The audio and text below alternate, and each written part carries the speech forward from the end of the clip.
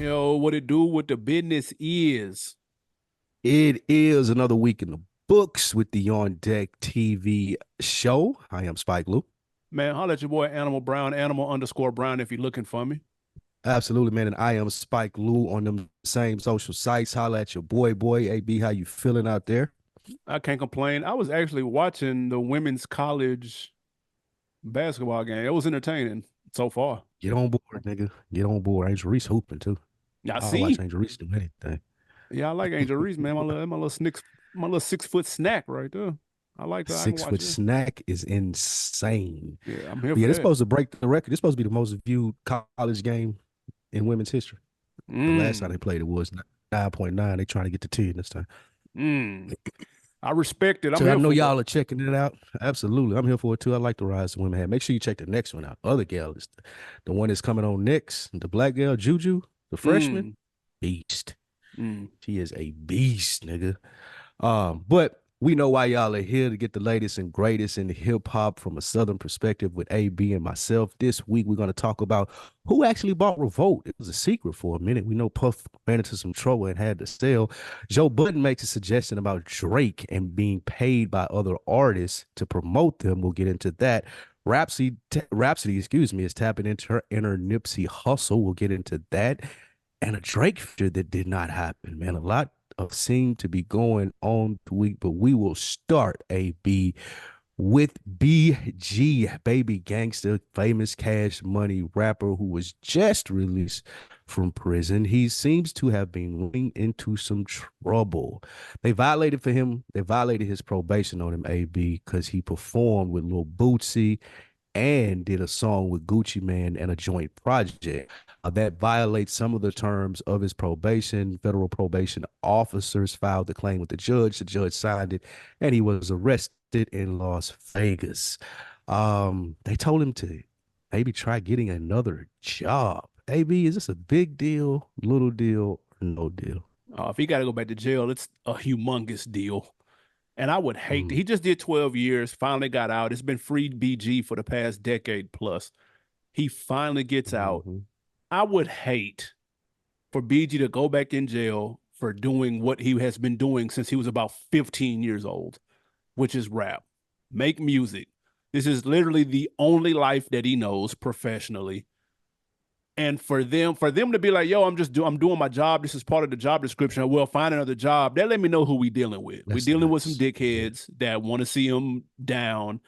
And it's another this is what Meek, I know we joke on Meek all the time, but this is what Meek and Rock Nation were going to bat for, was these wild ass probation situations where the slightest thing can get you put back in for God knows how long.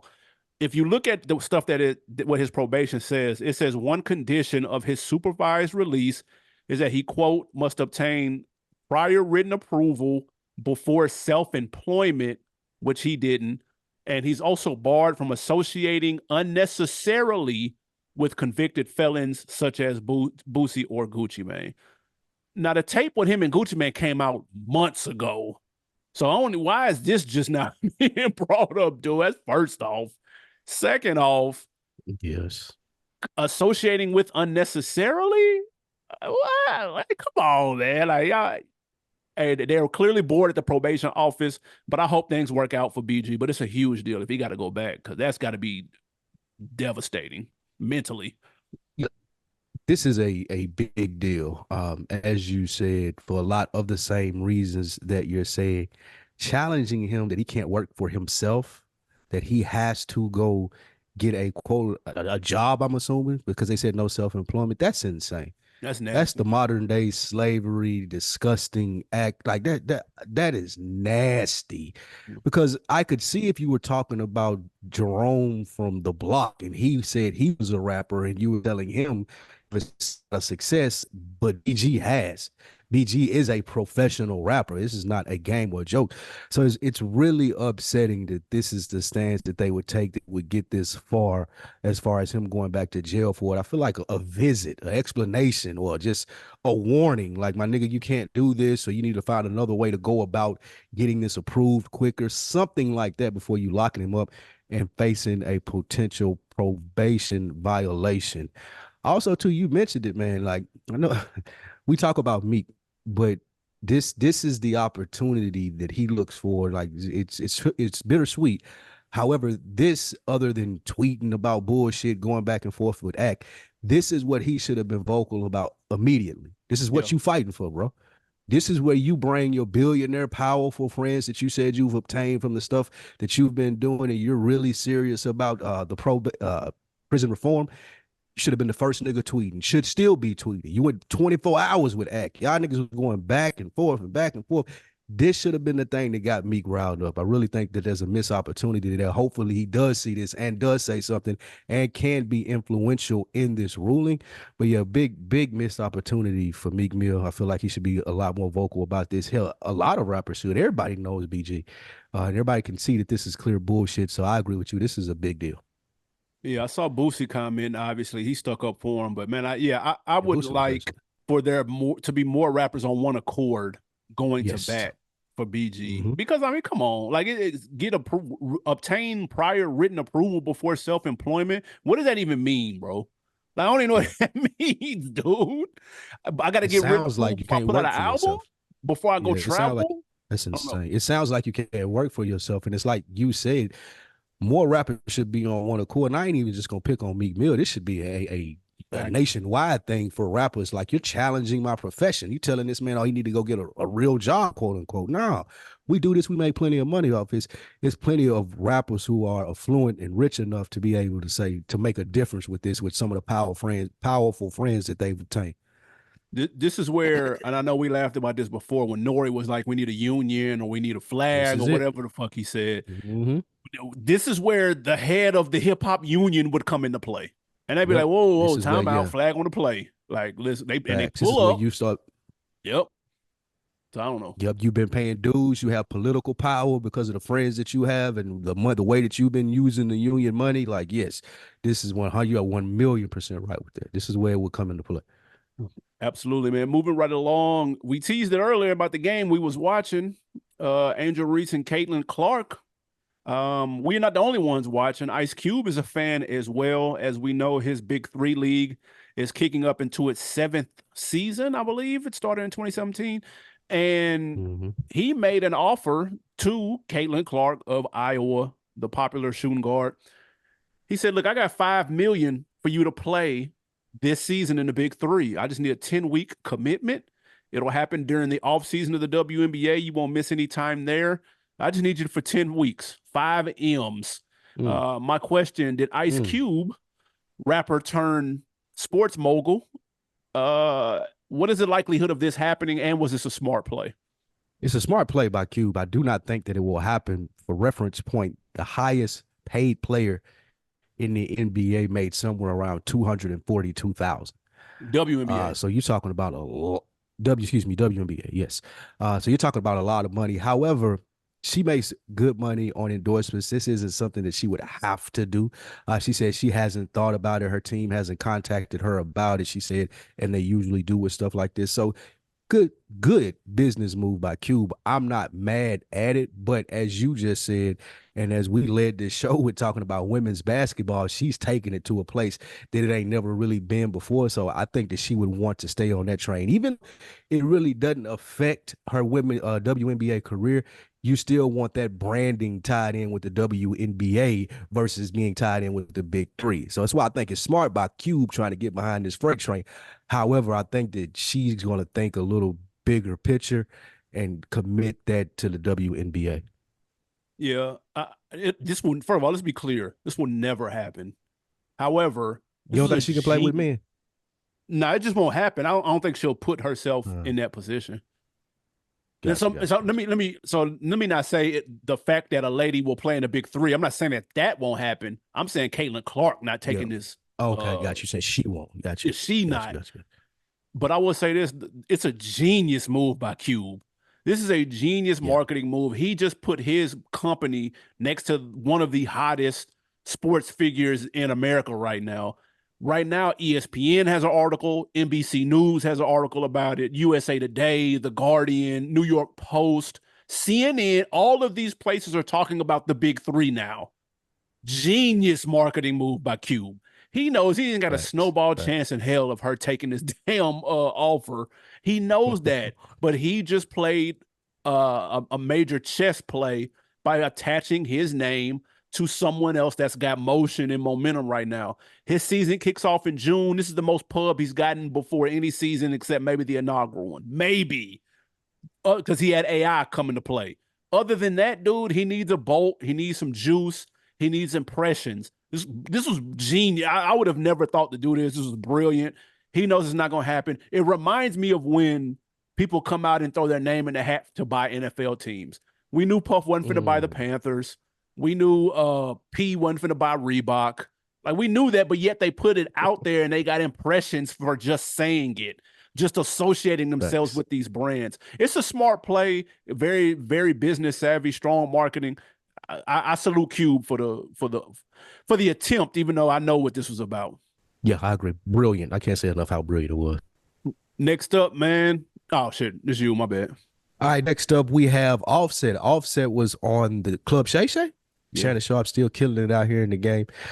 He ranked the Migos as the second best group of all time, AB, behind only Outkast. Quavo does disagree with him. Do you think it's accurate? Ooh, it's tough. I respect what the Migos got going on. And I respect the fact that he said that we're not number one. Outkast is number one. I respect that because we talk about all the time how the younger generation doesn't pay respects to the OGs and the people that came before them, and niggas don't be knowing nothing about the.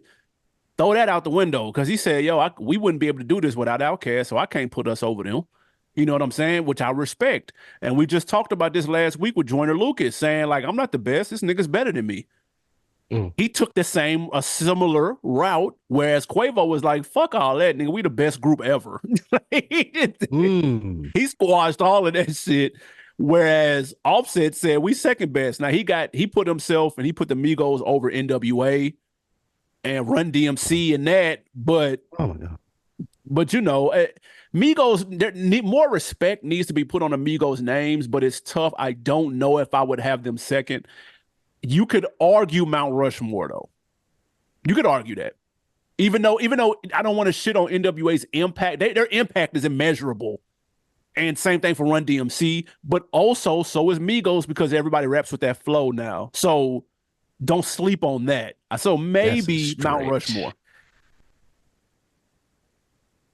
But the Migos flow is the 3-6 flow, though. It's not like they didn't invent that flow. You know that. They reinvented it, though. Maybe. The respect that you're looking for in that name, I would say they are top 10. Probably 7 or 8. However, I could understand. I'm not as mad at this take because I'm the same way. You mentioned NWA and Run DMC. While I wouldn't put the guys on the Mount Rushmore because I do know their impact, the groups of my era I would rank higher. And I think this is just an era thing, because for them and the Migos is an number group by far. But the era that we grew up in, there are a lot of, like, that was the group era. You talking about the Ghetto Boys, Hot Boys, UGK, Outkast, fucking, like, it was a group thing. The Diplomats. Not, I don't know if they were in this conversation, but it was a lot more prevalent as far as being in the group. So there was a lot more competition. And I just, frankly, I rank my generation's group higher than them. I would put UGK before them. I would, God forbid, I didn't mention 3-6 or 8-Ball and MJG. But yeah, I would put UGK before them. And I would put UGK, and I guess I would definitely put them. Hell no. Niggas garbage. The Locks? I'll never forget them niggas. The Locks, yes, that's a good one. That is a good one. That's a really good one. But I wouldn't put them before them. Look, I put the Migos before the Locks. I would put the Migos over the Locks. I'm gonna be honest. People killing us in New York right now, nigga. Everybody in New York just cut the podcast. Huh? Now listen, everybody in New York just stepped on their iPhones with their Tim Boo. They're crushing that shit right now. And if I'll be honest, if I was them, I probably would too. But if you sit back and think about it, you could argue they have a bigger impact, and their catalog is, they have more hits for whatever that's worth. The Migos? Yeah, for sure. Yeah, Then they the do. They do. Locks, yes, they But got then more records, they bro. got more hits than probably every group but Outkast, I would say. I agree. That's what I'm saying. That's my Mhm. point. That's why you can't sleep on their contribution, though. Like it just you can't. You can't. I think it even from like I said, I'm not a Migos guy. I know you were big on them when they first came out. However, like you said, the flow, just the impact in general, and it not being a lot of groups. Like they was the Yeah. one group of that generation where you was like, yeah, they holding it down. So I get it. I get them being mentioned. They definitely are in the conversation of top groups. I'm not sure how high I would rank them, or if I would rank them as high as Quavo or Offset did. But I get it. I get the whole thing. I promise I do. I've listen. I grew up the same way you did. UGK, A Ball, MJG. They will always have a special place. I have to be objective. The Migos have Okay. had a bigger splash in rap than them two groups, bro. I'm gonna keep it 1,000 with you. Yeah, they have. They That's have. all I'm I'll give you saying. that, but I prefer their music. Oh yeah, Let me no, that's from fair. Yeah, just a favorite standpoint. that's Who's your fair. favorite group of all time? Yeah, From just a ooh, favorite standpoint. that's fair. Because I would prefer 3-6, but So that's your. I think A Ball and MJG is my favorite group of all time. you know what's funny? I was Yeah, I listening to believe. Three Yeah, I believe mine Six. is A Ball and MJG. I was listening to 3-6 over the weekend because of that the Kendrick and Future sample. I went back and listened to the 3-6 version Uh-huh. that's on Tell the Club Up Thugs and ended up listening to that whole album. And them motherfuckers still bang. They beats are crazy. They beats still hold up today, which is That's funny. nuts. I went to go listen to the because of the Kendrick's the E40 verse, the E40 version. I had to go That's the listen to that one. E40 ripped And I that. listened to the original. Man, my God, E40 ripped He that nigga. ripped that. Woo-hoo-hoo-hoo, he was ripping that. I even listened to the Everlasting Bass. Nah, I ain't go back that far. The I ain't go back that original. far. Hey, they was ready. All understood. Uh, um, all intentions understood. It's banging for when it was. I will say that. If you What is go that, back and listen 70s? to it, you'll be surprised. Early 80s, I think 83, 84. I promise you're gonna be surprised. You're like, all right, this ain't dip, bop, up, bop. Like it ain't that shit, but it's better than you think it is. That beat, that's one of the best beats ever. God damn, that beat banging. Yeah, be hard as fuck. That is Jeez. a fact. Next up, let's take it to East Coast, kind of, sort of. Rhapsody gearing up for her new album. It is on the way, May 17th. It's called Please Don't Cry, highly anticipated. She made an announcement, man. Mm-hmm. She's got a little rollout going on, a proud to pay rollout, very reminiscent and obviously influenced by Nipsey's Proud to Pay when he charged $100 for his Crenshaw, his classic Crenshaw mixtape. She's got something very similar. She's got $100 signed vinyl. There's also a $250 option and a $500 option. My question to you, are you rocking with this rollout that Rhapsody has for the Proud to Pay campaign? Yes. I am a Rhapsody fan and a big Nipsey Hussle fan, and we know the intent of the charging $100 and where it originated from with the cheesesteak. We've told the story before.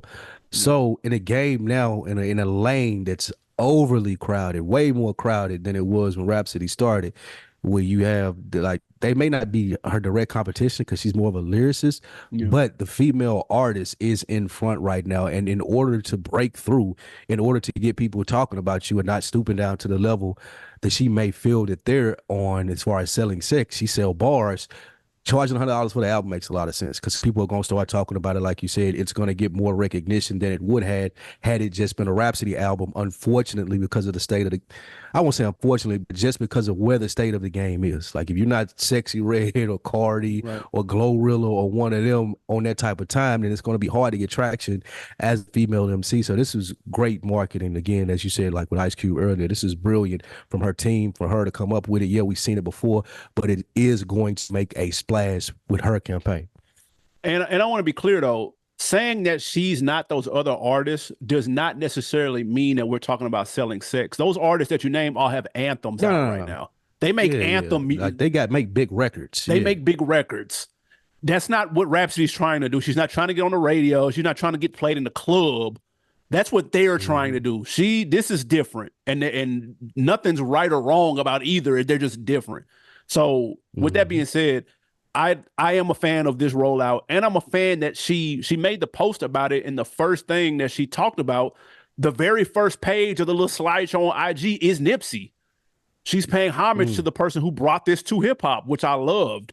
She didn't just stand up here and be like, "Hey, everybody, I got $100 album, come get it." No, she cited where it came from, probably out of respect, but that's the type of person that she seems to be. She seems to be a student in the game.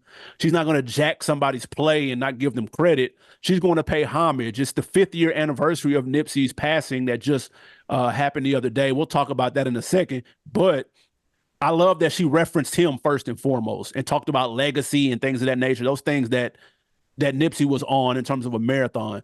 So that was dope as fuck. Two, I like this because physical media is back. Like, this is like the new merch. You know what I'm saying? Like, we're coming back to the days where people want to feel and touch something, have something physical that they can hold on to that's a part of a project that they fuck with. And that, in some people's instances, is a hoodie. And in others, that's a vinyl. And others, that's a CD, whatever, a fucking bobblehead. I don't know, whatever it is that people are pushing. This is just another kind of way to do that. And I think that's why it's back. I think people miss the physical touch of being, and it makes them closer to the project, in my opinion. It's like if you go to a tour and you buy the tour shirt, you know what I'm saying? Like, it's $40, or you can get the vinyl that's $40, whatever. It's the same shit, in my opinion. So I love this. I think this is super dope. This also makes me excited that I've gone to 2 vinyl signings and didn't have to pay $100. So that's pretty cool. I fuck with that. But I like this, man. I like Rhapsody, and I can't wait for this project. Definitely looking, because the last nigga that did this dropped the classic. So I'm definitely ready to hear what it sounds like. And like you said, such a smart move, like putting Nipsey in the fold. Yeah. Because even if it's people, like, we'll talk about this later, but Nipsey sold more than music in the sense of, you referenced the marathon. He was selling a message. Yeah. He was selling independence. So to tap into that crowd that may not have been aware of Rhapsody, they in that Nipsey circle though, and they're like, oh, okay, what's she doing? I may check that out. So that, brilliant play, just evoking the same emotion from people who are supporting that may not be familiar with her. So dope move by her.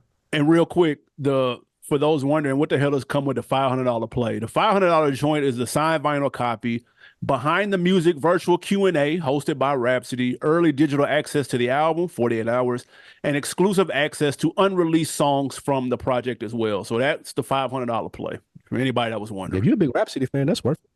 For sure. The album early, you get to talk. The Q&A joint? Yeah, for sure. That's fire. Absolutely. Who you think brought the, you said physical merch is back. You think Beyonce did that? Because was she doing some physical shit with this last album? Yeah, really but people got going crazy.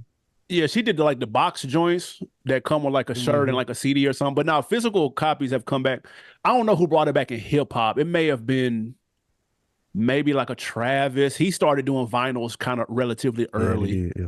He was one of the earlier ones, but it's definitely a thing now. Everybody got the vinyl release.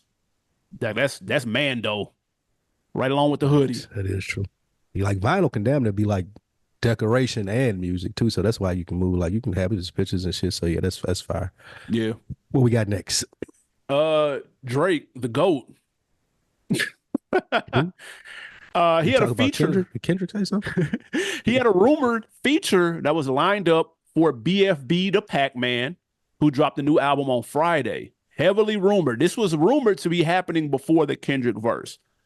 Pac-Man's verse, his project came out. The song that he was supposed to be featured on did not have a Drake verse. People online asked, yo, what happened to the Drake verse?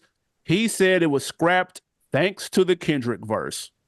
Whoa. Well, no, at first my bad, go ahead. I was gonna say, was this a smart move for Drake to pull the feature? Because apparently the feature was recorded before the Kendrick shit. He wasn't aware, BFB the Pac-Man, he wasn't aware that it got scrapped. At first, when he went online and he was like, it's still coming. He called Cap. Yeah. Yeah, he found out in real time that, like, this shit ain't clear no more, bro. But when we reference impact, this is what impact is right here. Yeah. I'm not blaming Drake for holding the verse. However, I am giving Kendrick credit for making him hold the verse. because now we at this point we having this warfare, like psychological warfare. The next time people hear from me, like It's got to be. they need to hear from me for real. Yeah, Yeah. like it can't be on a B. No disrespect to BFB to Pac-Man. No disrespect to you, bro. But it gotta be like some smoke. Yeah. Or he just gotta ignore it completely. But what you're not gonna do is put out a random verse for BFB Pac-Man and think we're gonna be like, oh, it's cool. That was recorded before. Nigga, we don't care. You know that nigga came with the smoke. You need to either have smoke back or either you might try taking that road big artist type thing and act like you're gonna ignore it, which I don't think Drake will be able to do, which we can see with him holding this verse. There's going to have to be some form of this being addressed, and it just can't be in this notion. Like, this can't be the next thing that you hear from Drake after one of the big dogs came at you and probably the hottest song of the year so far. So, yeah, you got to do something different, B. And, again, going back to Impact, people are going to be tuned into Dreamville Fest this weekend. People have been tuned into every show that Drake has done, recording it, looking for a response. This is what Kendrick Lamar does. This is one of the better things that he does. Like, he can do something that shakes up the whole game. I love that. I love seeing this. Yeah. And Need to be some rapping soon, though. I will say this was smart for Drake he got to pull this verse, bro. If you did this verse 2-3 months ago, you got to pull it out. People don't care when it was, nobody cares about the details. Nobody cares about the facts. If this motherfucker comes out and says they new Drake verse on this nigga album, bro, everybody and their mama's gonna click it because they want to hear you respond. If you don't respond, you're gonna get roasted. Roasted. The next verse we hear from dude, he has to mention Kendrick. Period. I don't give a fuck what. I don't give a fuck what's on an R&B song. It doesn't matter, dude. So it's unfortunate for Pac-Man, though. He's a rapper out of Flint, Michigan. I know there's been a couple of people. I know we think about Benny, who had the Drake stimulus package lined up, and then the song never happens. This was gonna be another one. I would be hot. Hey, he playing it cool. I was just gonna say, nigga, how mad would you be? Nigga, I got the Drake shit locked, loaded. We got a date, nigga. It's been like, boy, I would be livid, nigga. Hey. Woo. Like, that's how the game go. Nigga, but man, I would be so hot about in that the hood, shit. Nigga. That nigga walked in fighting. He was fighting the air in the studio. He was definitely pulling the tray from Boys in the Hood. Man, do you know what that Drake stimulus package do? This nigga talk, but I seen Project Pat talking about it one time. He said, bro, he sampled my it's different, nigga. Bro, he said when he sampled my bars on my man from Memphis. Damn, what's in the streets? Yeah. No. Oh, something else. Black Boy JB. There you go. That's Project Pat verse right there that Drake did. If I fucked up, I'ma be downtown, man. Full flow, bound, man. Gotcha, that's if I get caught, man. Yeah. That's Project Pat shit. He said, nigga, the checks from that? He like, nigga, hey, you ain't gonna never get me to say nothing bad about, bro. So that nigga looked. I'm back. He did I'm Coming to America. Mortimer, we're back. He's seen that first Drake check. Listen. Yeah, imagine this nigga girl or one of his homies asking, because you know this nigga got the sour face on. I mean, what's wrong with you, bro? And nigga, Drake feature got scrapped. Well, that's the crazy thing to say, nigga. Hey, real quick, I will say this. The project, if y'all want to check it out, it's called Forget Me Not. And it did get one feature that was clear that we are very familiar with. Starlito is on number 15. Grind Hard Therapy is the name of the song, and he murdered it. I'm checking it out. Were you familiar with BFB the Pac-Man? No, I've seen the name, but I couldn't name a song or nothing like that, though. Respectfully. Is he the person that made the Flint flow that people quote now popular? Do you know? I don't know. Have you heard of people referencing that? I haven't. Yeah, people referencing that flow that they do from right up through there, like a little bit, well, of course, further than Michigan in a different, it's not quite that Detroit flow, but the Flint flow, they calling it now. Yeah, I saw some people talking about that. But I will say this, though. The names of this nigga projects are hilarious. Though. His first album was Fat Niggas Need Love Too. And his mixtape from 2019 is God Blessing All the Fat Niggas. I already like this dude. I'm finna go listen to this shit. Oh, this is the dude. I think I am familiar with him. And this is the nigga I saw rap. Okay, I have seen him before. Yeah, I'm fucking with always him. Get run. Yeah, the chubby rapper always get run. I fuck with that. I'm checking it out. All right, man. We mentioned him earlier, the legend, the GOAT, one of our favorite artists on this platform, man. 5 years ago today, one of the saddest days in hip hop. I still stand by that, bro. Facts. One of the saddest days in hip hop. So we did a special episode about it. If you want to like feel the essence from that time, go back and check it out. Go dig in the crates. But I want to know from you, AB, since Nipsey's passing 5 years ago, has hip hop learned anything? Man, I believe so. Not even on the from the marketing game, which obviously Rhapsody learned from, because she referenced it, but just from and I said this all last year.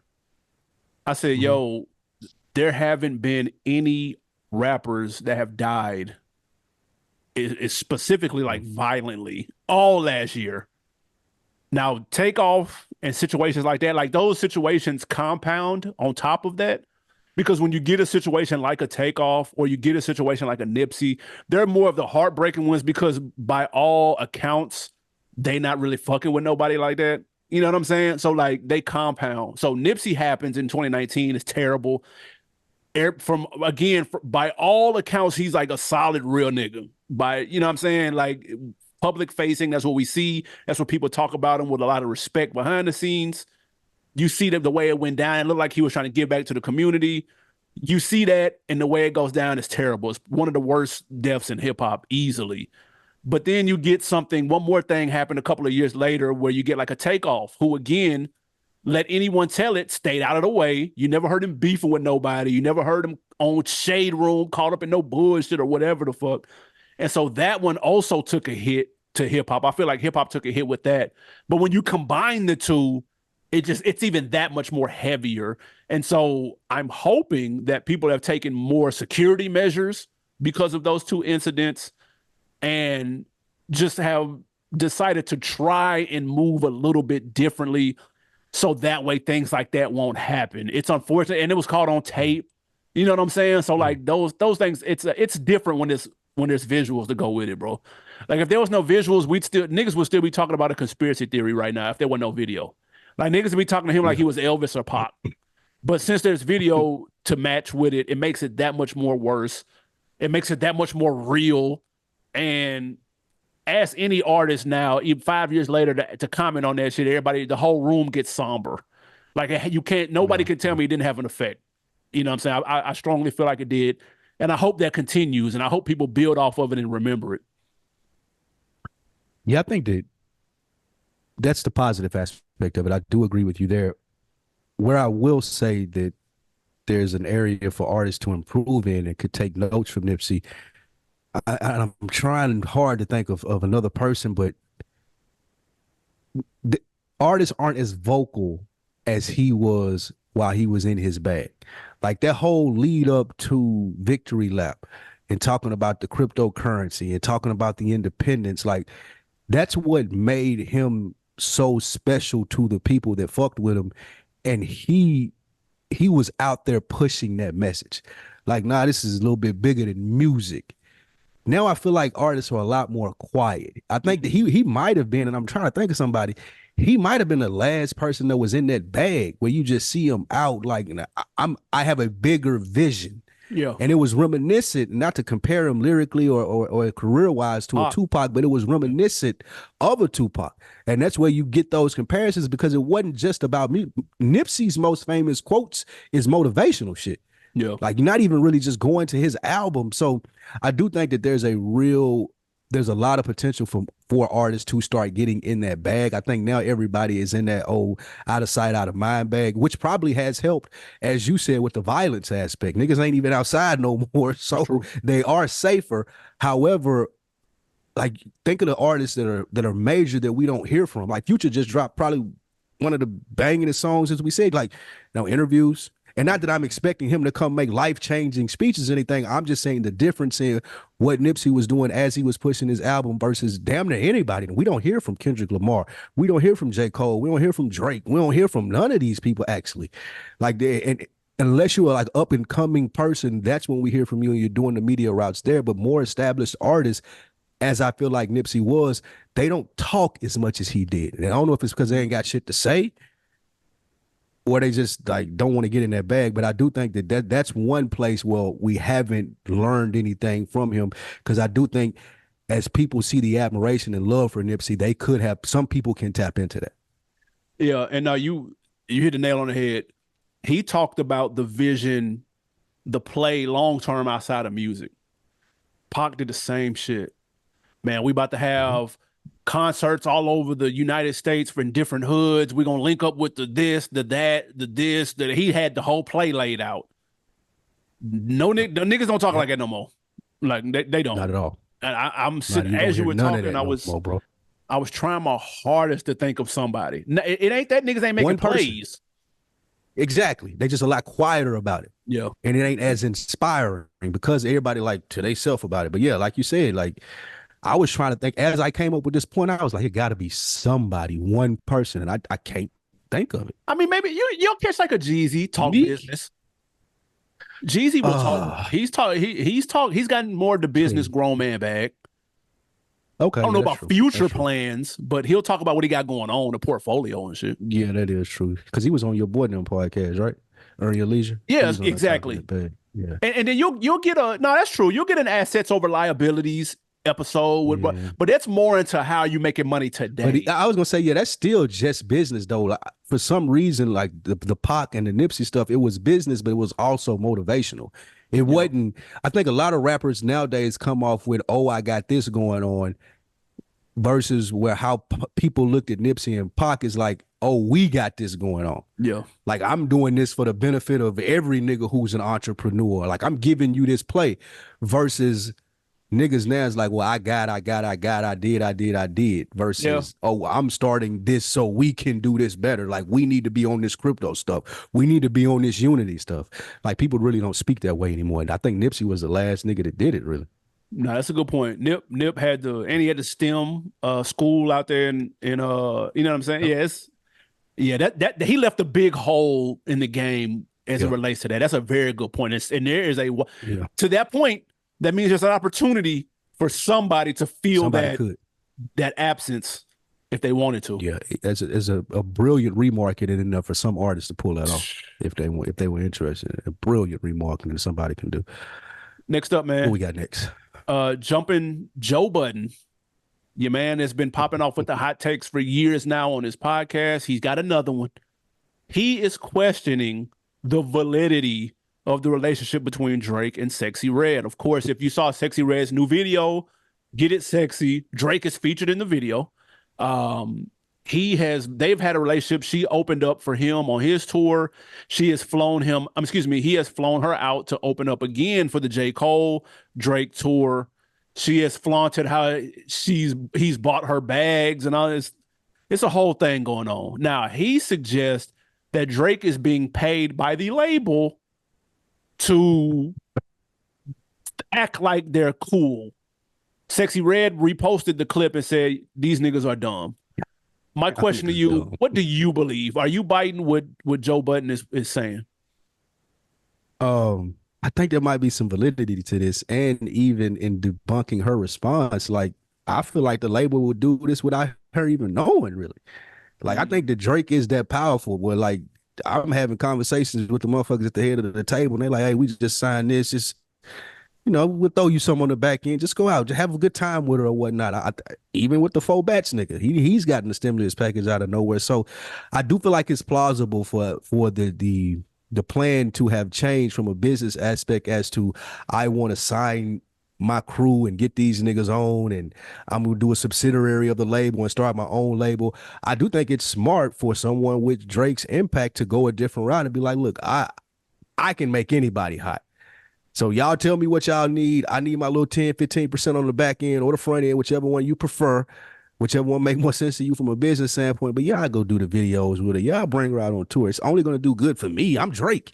Like it ain't really too much that could hamper his name, as we see. Like nigga hanging with Sexyy Red, you probably wouldn't have expected that, but it works. Yeah. Like Drake is such a good actor, he makes it look good. Like I watched that video twice. That was funny. Like it was a good video. So yeah, I could see this happening, and I could see this happening without her knowledge. Like I don't think that she in the same meetings that Drake in. Like it's a meeting about her, and then it's the meeting with her. So I could see it, man. Listen, I don't put anything past anyone. Everything is a rollout in this day and age. Shout out to my guy DP. And it is very possible that he has some type of monetary incentive to promote her. That is extremely possible. I felt the same way when he retweeted Ice Spice, when that, you know what I'm saying, that mystery retweet, because that's all it takes. Drake he's in the position where if he posts your record, it's hot tomorrow. It's just where we at. And so it's no different from any other affiliate marketing play. He may get some on the back end, he may not. But here's the difference. Drake is the artist who we just talked about the stimulus package with Block Boy JB. Me and you didn't know who the fuck Block Boy JB. Most of the country didn't know who he was before he hopped on that. Same thing with Migos. Same thing with McConan. There's 20 other artists we can name. BFB, Pac-Man. Same thing. So it's like some people would just be like, nah, he's just a good dude. We've said on here plenty of times he's keeping himself next to who's hot to stay relevant. That's the 48 Laws of Power play. That's also a thing. But here's my only gripe with what Joe Budden said, though. If you look and see what label she's on Gamma Music. It's the newest little label out right now. It started by the dude who used to be an exec over at Apple Music, Larry Jackson. He was instrumental in getting OVO Sound or OVO Radio over at Apple Music, but that ended relatively quickly due to the bag, allegedly. So I would have to believe that now he has had a change of heart and is willing to give Drake the bag that he's looking for to promote Sexyy Red. I don't know if that's the case. It's possible, but I feel like there's some things on the back end underneath that Joe usually is good at pulling out that he missed this time. Well, to challenge that a little bit, if you Larry Jackson, you look at it, I'm not sure how popular OVO radio was, but I know it wasn't like, it ain't as big or as lucrative as having an artist like Sexyy Red. So if you have someone who is as astute of the music game as someone who like Larry Jackson is, y'all can look up his moves. The man he makes music moves. He'll big dog. No, so if you have someone, Larry Jackson is a big dog. Yeah. So if you have someone who can see the music landscape and has the ability in his profession, like, you know what I think will work, I could see him making the difference in those two decisions, knowing one is going to be a lot more beneficial than the other. I ain't breaking bread for no Drake radio show either. That's just me. I'm not sure how popular it was. I know Nicki had one. I don't know how up the OVO show used to go, but I tell you what I do know is Sexyy Red. And I know that that's like something that I can tie it into, and it's going to, if it get the right buzz, I'm going to get a big back, which I'm sure Larry Jackson is right now. So I can see happening, man. I'll tell you this. OVO Radio is OVO Radio, OVO Sound, whatever the fuck it was called on Apple Music, is the reason it had niggas listening to that What a Time to Be Alive live on Apple. Nigga, we was huddled around the phones listening to that shit, nigga, like it was a baseball game in the 60s, dude. Like that was the last time and the first time in a long time that people were huddled up listening to one thing at one time all at once live. That doesn't happen very often unless we count the verses or something like that. So that was a big play. He was there for 3 years, but I heard the re-up bag wasn't what he wanted to be, so he dipped. So the same person that's over that is over this shit. Just keep that in mind. Interesting, man. It ain't a dumb play by Drake if that's what's going on, though. Yeah, no, not at all.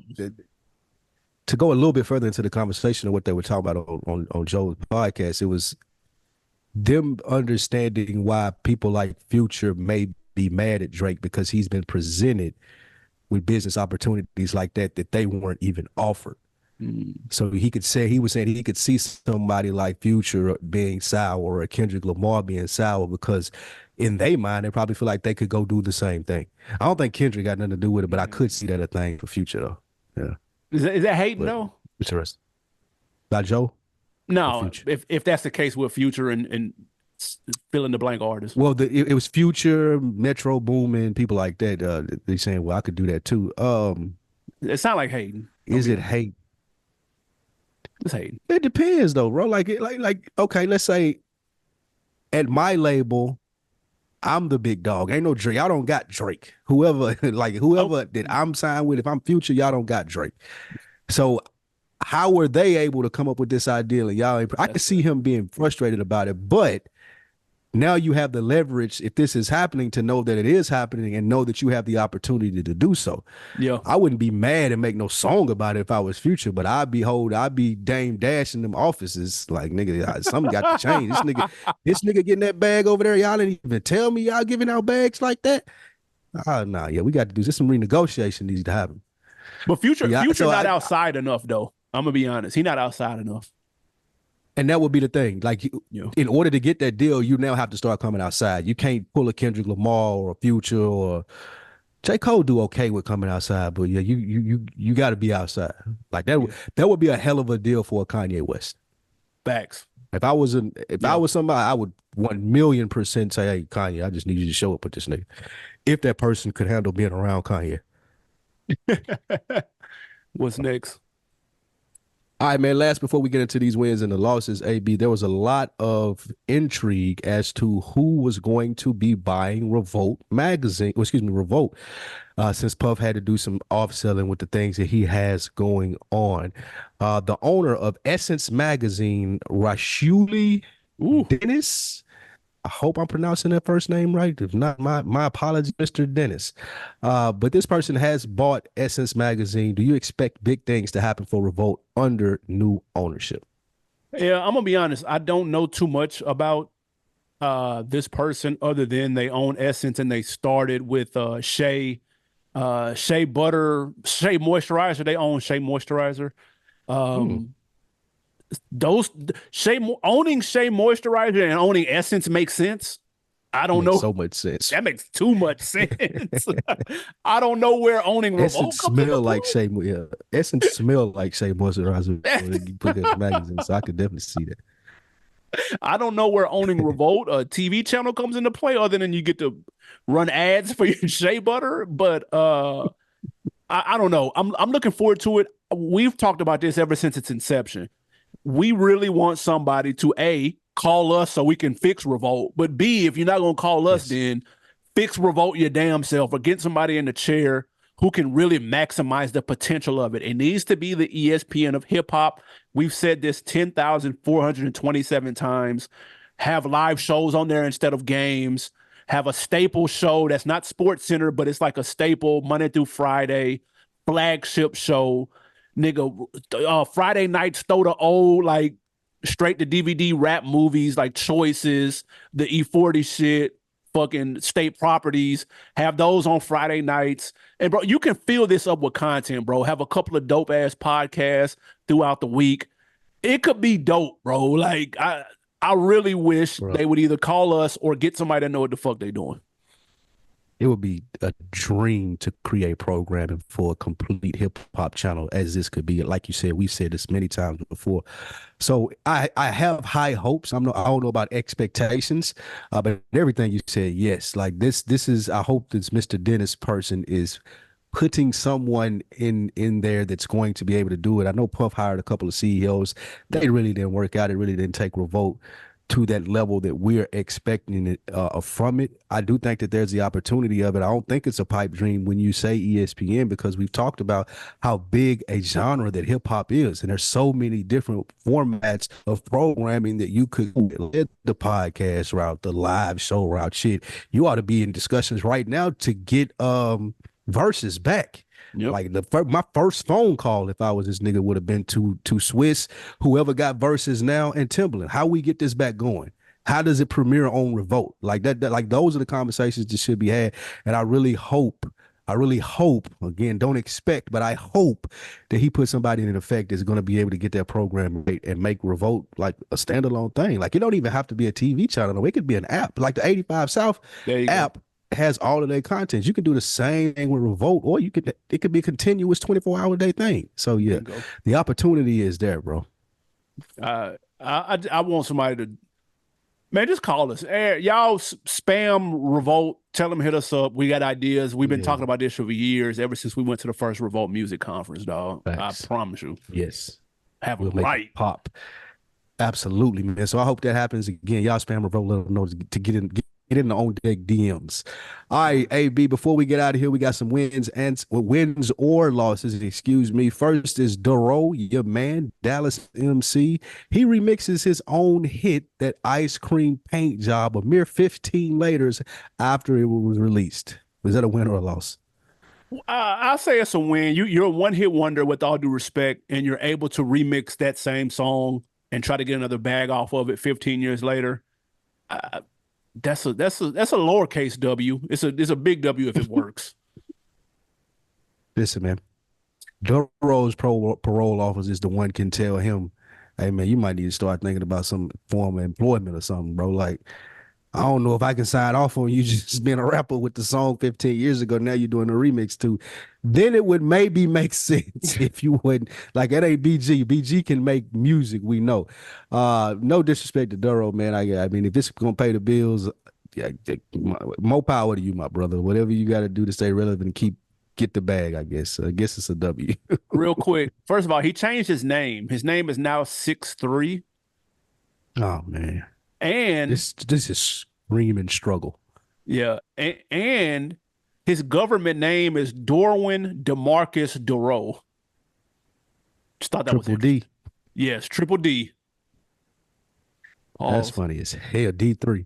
Yeah, D3 is crazy. DQ. Next, man, DQ. Next, win or a loss. Joe Budden said on his podcast, he comes up again, AB. He said on his podcast that Nicki hit him up. She was in Jersey. She wanted him to perform Pump It Up. And he says, no, ma'am. No, thank you. Is that a win or a loss? Man, that's an L, bro. That would have been dope to see, because Nicki has been doing this at all her stops. She brought out 50 in New York. She's bringing out like legends, relative to the space. Very similar to kind of what Drake did, walking out to people from the area in the different cities he went to. She's having them perform a joint or two and then dip. That would have been a good look, man. Like, he turned it down. I can understand why, but I think it would have been a good look. I don't see anybody clowning him for that. That'd have been dope. Yeah, I think it would have been dope. The people would have definitely had their jokes, and it would have been funny. It would have been a day online. I think that it would have been really funny, but it's a nail. I agree with you. He should have did that just for the nostalgia of people who remember us, people who remember Joe as a rapper. It would have been dope to see him go out there and do that. So I agree with you. Run them streams up, man. Fuck it. Did that. Get some. Yeah.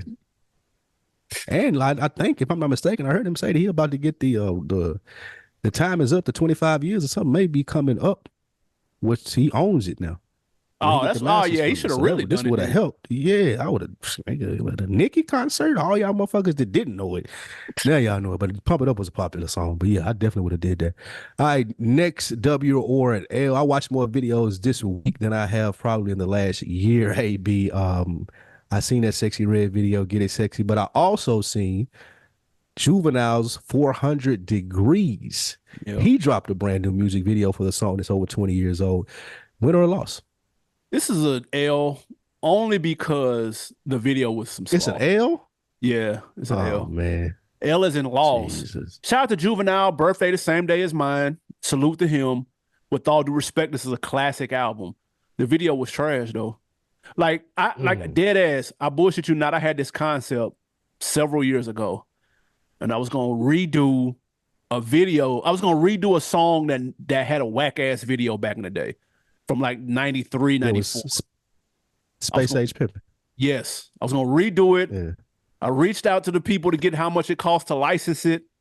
It was like $250. It's like, fuck it. I'm going to redo videos, and I'm going to try to reach out to more people and redo music videos in present day that didn't have the capabilities of HD. So I think it's cool that he did it, but I think the video was a letdown because the video wasn't good. It was just a regular ass video. You got to make this special, dude. Do something with it, man. Don't just you standing in front of a countertop. Like, what the fuck? That shit was some slaw.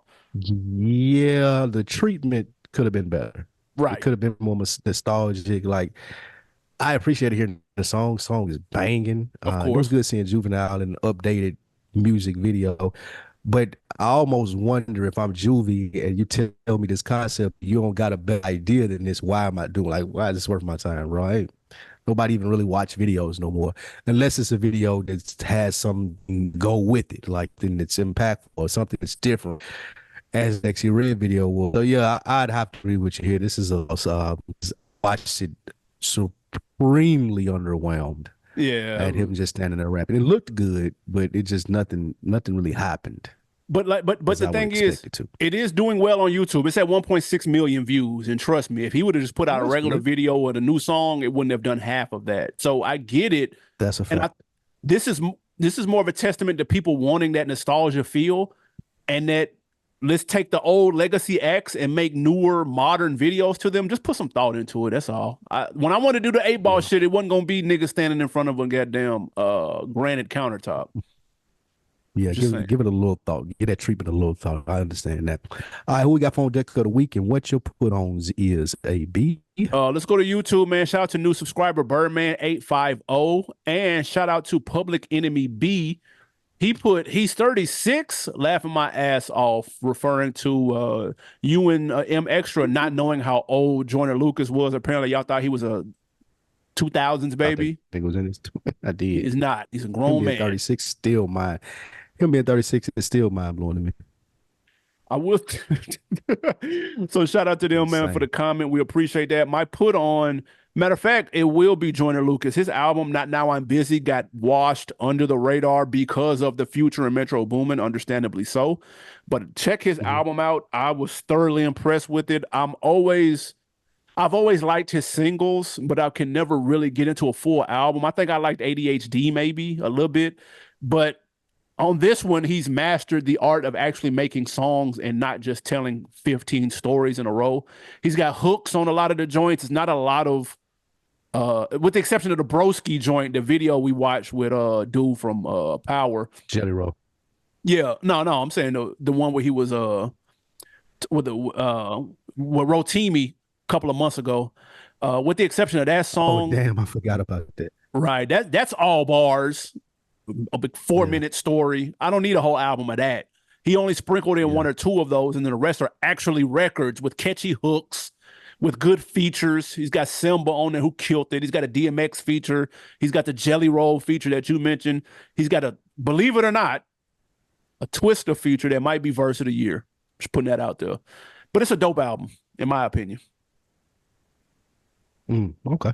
I'm here for that. I'm here for it. I'll check that out. For me, new podcast alert. I'm always excited when Serial drops. They got a new series that they just put out. It's about Guantanamo Bay. I'm 2 episodes in. It's solid. It's not, of course, it ain't the first Serial that shook the world up with Adnan, but it's solid. I like the storytelling aspect of it. I'm always here for the Serial podcast. So if you're a fan of that series, brand new season of Serial, season 4 is out, 2 episodes deep now. Serial is the podcast equivalent to Big Crit. Their first project was their best one by far, and they have been trying to catch up to it ever since. That doesn't mean that everything they've put out has been bad. It's just that they can't. It just ain't that first one. It just ain't that first one. And Big Crit, I fuck with Crit, but that Crit was here is fan-fucking-tastic, and he hasn't been able to top that since. That is, I ain't trying to take nothing away. I'm just saying, shout out to Serial, but it ain't that ad. Is there? Can you think of any other artist where their first shit was their best shit? Yeah, Nas. People might say Nas. See, I people will say Nas. That's not true. But people will say that, but being truthful, that's not true. Like Nas got a lot better albums than that first. Some people say Reasonable Doubt is Jay's best album. You could argue that.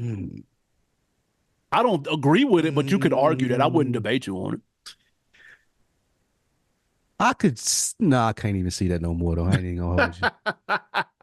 I used to concede that. Like, it was some years ago that I would have said, yeah, you might be right, but Jay's just so cold. Like, Game got some banging albums, but ain't none of them that first one, though. That is true. He got some banging ass albums, though. I'm gonna tell you who, though. It's the layup. Who? Snoop. 50. A Doggy Style. Yeah, there it is. There it is. That's it right there. He got 20 albums, nigga. None of them close, nigga. And that ain't no knock to Snoop. That's just a nod to Doggy Style. Nigga, ain't nothing close to that. That nothing close. Man, that's it. That's a good one. That's a great one right there. For sure. That's a good one, man. Hey, 50. It's a couple. I might have to put pen to paper on this. Get Rich or Die Trying. Well, you know what? I was listening to this album. It is, because I was listening to that Massacre not too long ago. I was like, Wick overrated? No. Niggas used to say that Massacre was just as good as that Get Rich or Die Trying, and I went back into it. It was like 5 skips in a row. I was like, what the fuck? Wait, we're not really been time out. I'm telling you, that Batman and Robin shit, you can't listen to that Get In My Car no more. Like, all of that shit is like bro, what is it? This? May not have aged the best. That is fair. Okay. But it's the complaint was it was too long. It was too many songs. You take away Definitely 5. I don't know how long Get Rich or Die Trying is, 16, 17 maybe. You take the best 16, 17 off Massacre is banging. That's all I'm saying. That's fair. I give you that. I definitely give you that. And that Hot Boys first album. Oh yeah. Shit, Juvenile. Hot Boys. Well, Juvenile first shit wasn't 400 Degrees. No, hell no. But the Hot Boys first album. What was that? Get It How You Live? Yeah. That's the Yeah. Okay. Y'all let us know, man. Who else first album is their best one? That's a good ass. Yeah, I like that. That's a good topic. YouTube.com/OnDeckTV show. Leave a comment. We'd appreciate it. And like too while you're there, and send it to somebody. Share it to a friend. Share it to somebody who works at Revolt. Let them know what time it is. And go to IG. I am Spike Lou and Animal_Brown. Follow what we got going on outside of the pod. Anything else? Anything else, man? That'll do it, man. I think next week we go over, since the first quarter is in, some of the biggest stories of the first quarter, and kind of revisit that. So yeah, that's it. We appreciate y'all joining us. We out. Yes, sir.